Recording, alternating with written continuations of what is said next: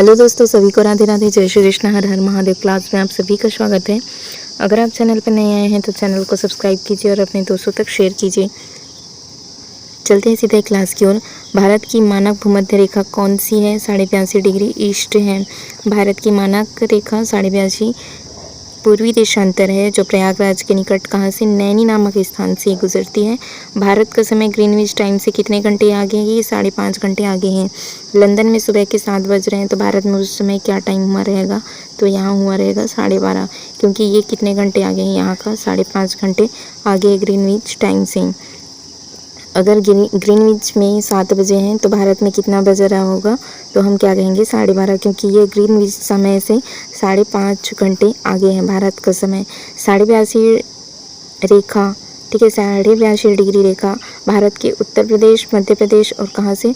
छत्तीसगढ़, ठीक है, यूपी से, यूपी, एमपी, छत्तीसगढ़, ठीक है, एमपी और सीजी, ठीक है, यूपी, एमपी, सीजी और कहाँ से? उड़ीसा, ठीक है, उड़ीसा और वेस्ट बंगाल, ठीक है, इनसे होकर ये गुजरती है। तो ये कितने राज्य हो गए? 1 2 3 4 और 5, ठीक है, कितने राज्य हो गए? ये 5, ठीक, यूपी, एमपी, सीजी छत्तीसगढ़ और उड़ीसा और वेस्ट बंगाल। तो इस तरह से ये कितने राज्यों से होकर? 5 राज्यों से होकर गुजरती हैं। उत्तर प्रदेश, मध्य प्रदेश, छत्तीसगढ़, उड़ीसा, पश्चिम बंगाल। और 2 देशांतरों के बीच की दूरी को 111 किलोमीटर होती है, अक्षांश रेखा कहते हैं। और ये जो हमारी ऐसी खड़ी लाइन होती है, इसको हम क्या कहते हैं? देशांतर रेखा। तो इन 2 देशांतरों के बीच की दूरी कितने किलोमीटर होती है? इन 2 देशांतरों के बीच की दूरी 111 किलोमीटर होती है, ठीक है, 2 देशांतरों के बीच की दूरी 111 किलोमीटर होती है। भारत में हवाई परिवहन का राष्ट्रीयकरण कब किया गया था? ये हुआ था 1953 को। हवाई परिवहन की शुरुआत हुई थी वर्ष 1911 में। इलाहाबाद के नैनी के बीच विश्व की सर्वप्रथम विमान डाक सेवा के साथ ये शुरू किया गया था। और वर्ष 1953 में भारत में सभी एयरलाइनों का राष्ट्रीयकरण किया गया 1953 को। JRD टाटा ने वर्ष 1932 में टाटा एयरलाइंस की स्थापना की थी। वर्ष 1946 ईस्वी में इसका नाम बदल कर क्या किया?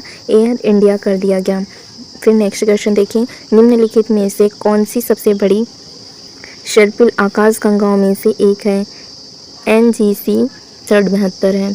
आकाशगंगा का कोंडोर के नाम से इसको जाना जाता है।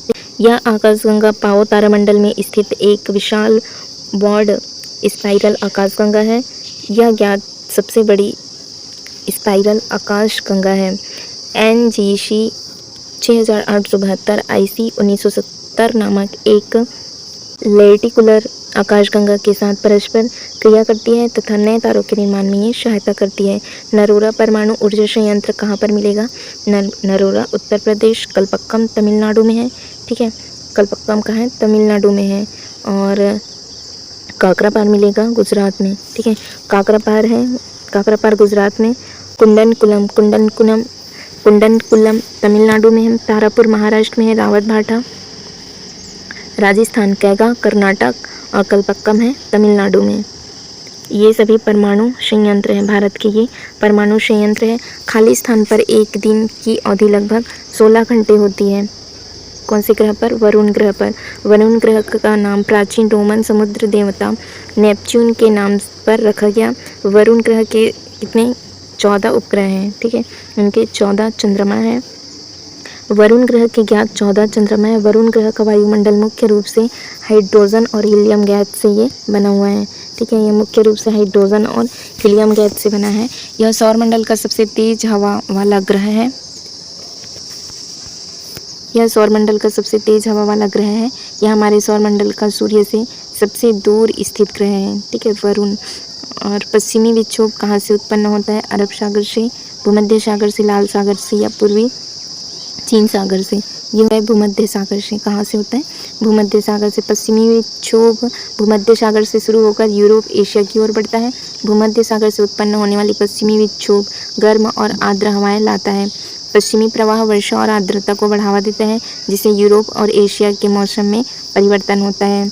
पश्चिमी प्रवाह या पश्चिमी विक्षोभ जलवायु भी प्रभाव डालता है, जिससे कुछ क्षेत्रों में गर्म और आर्द्र जलवायु बनती है।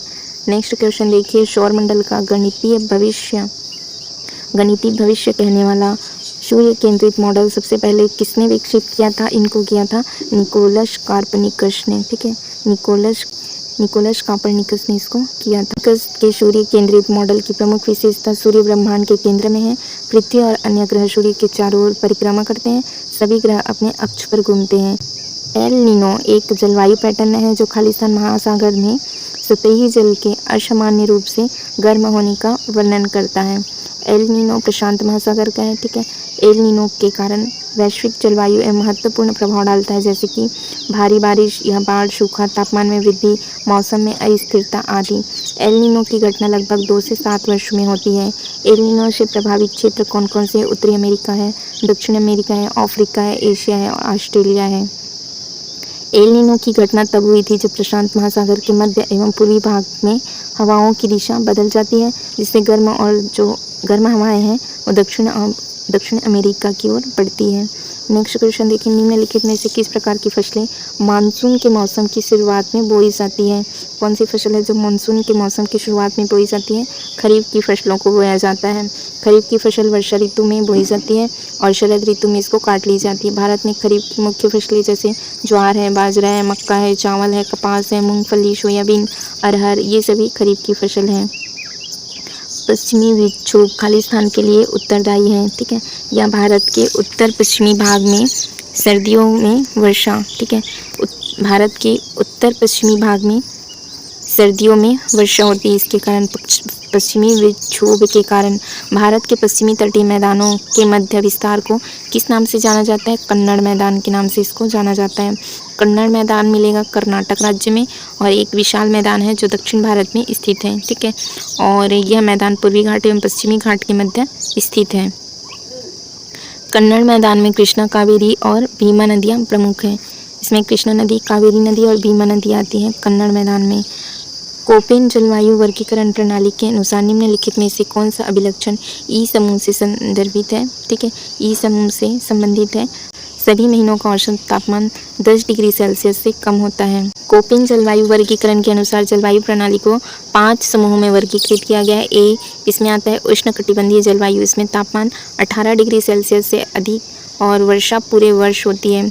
बी में शुष्क जलवायु, ठीक है। बी जैसे कि तापमान कितना होता है? 18 डिग्री सेल्सियस से अधिक होता है और वर्षा 25 सेंटीमीटर से कम होती है। सी में देखिए शीतोष्ण जलवायु, तापमान 18 डिग्री सेल्सियस से कम वर्षा होती है और 18 डिग्री सेल्सियस से कम तापमान होता है और वर्षा होती है 25 से 100 सेंटीमीटर। डी में आएगा महाद्वीपीय जलवायु। इसमें तापमान अत्यधिक होता है और परिवर्तनशील है।